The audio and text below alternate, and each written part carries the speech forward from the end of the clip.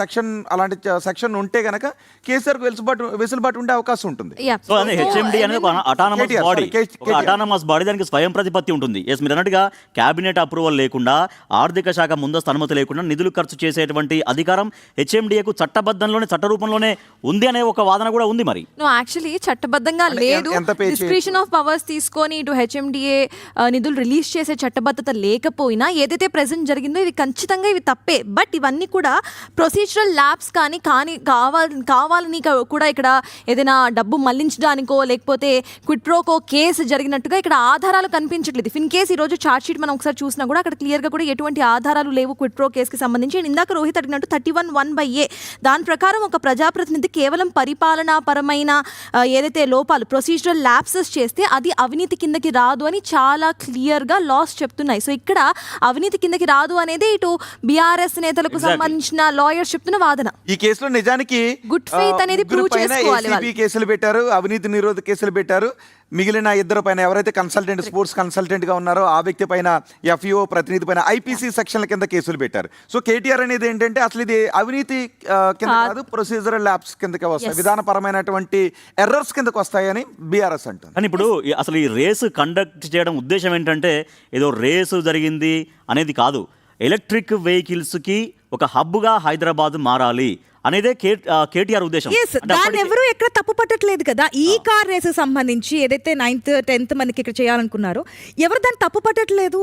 మన బ్రాండింగ్ ఇప్పుడు తెలంగాణ సర్కార్ వచ్చిన తర్వాత కూడా అందాల పోటీలు అని చెప్పి పెట్టారు. ఎందుకంటే ప్రపంచ దేశాలన్నింటిలో కూడా మన రాష్ట్రం పెట్టారు. దాని గురించి ఏం కాదంటలేదు. దీనికి బీఆర్ఎస్ కూడా కొన్ని ఎందుకు ఇన్ని డబ్బులు ఖర్చు పెట్టారు, నిధులు లేవన్నారు, ఇప్పుడు మళ్ళీ ఎందుకు ఖర్చు పెడుతున్నారు, ఎన్ని వస్తుంటాయి ప్రతిపక్షాలు అధికార పార్టీ మధ్య. కానీ ఇప్పుడు దీన్ని ఎక్కడ నేను కాదనట్లేదు. కానీ ఏదైతే మీరు ఇంతకు ముందు ఒకటి అగ్రీ చేశారు జరిగాయి అని చెప్పి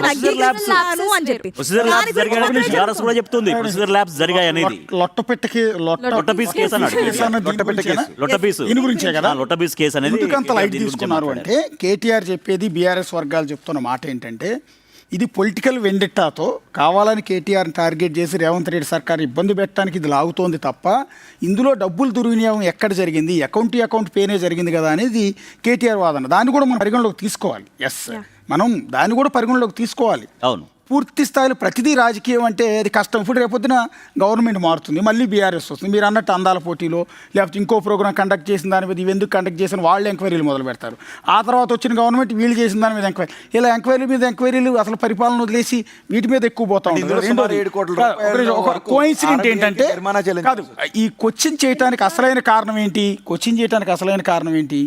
కేటీఆర్ చెప్తున్నట్టుగా తెలంగాణ గవర్నమెంట్కి ఈ కార్ ఫార్ములా ఈ కార్ రేస్ నిర్వహించడం వల్ల 700 కోట్ల రూపాయల వాల్యుబుల్ వర్తి బ్రాండింగ్ పెరిగింది అనేది ఆయన చెప్తున్నమాట. దాన్ని అకౌంట్లో మనం అయితే చూపించలేం, కానీ ఆ పేరు వచ్చిందన్నమాట నిజం.